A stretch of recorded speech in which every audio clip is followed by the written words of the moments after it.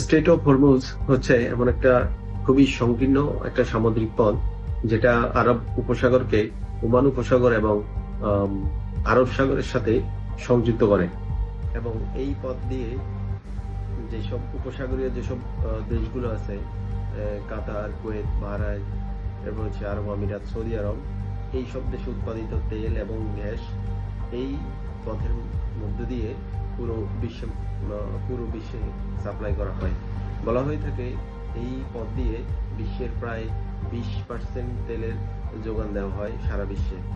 এই প্রণালীর উত্তরে আছে ইরান, দক্ষিণে আছে ওমান ওমান এবং পশ্চিমে আছে আরব আমিরাত। বলা হয়ে থাকে এই প্রণালীর যেই মেইন পয়েন্ট আছে, যেখান দিয়ে শিপ গুলো যাতায়াত করে, সেটা খুবই সংকীর্ণ একটা পথ, যার দৈর্ঘ্য প্রায় 33 কিলোমিটার। এই রুটটা যদিও ওমান এবং ইরানের উপসাগরীয় বর্ডারের মধ্যে পড়ছে, কিন্তু এই প্রণালীটা লিগালি একটা আন্তর্জাতিক রুট।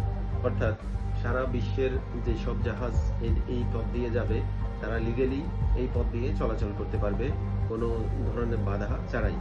কিন্তু ইরান যেহেতু এই অঞ্চলের মোটামুটি একটা প্রভাবশালী দেশ, এবং স্ট্রেইট অফ হরমুজটা বন্ধ করে দেওয়ার ক্ষমতাটা ইরানের কাছে আছে।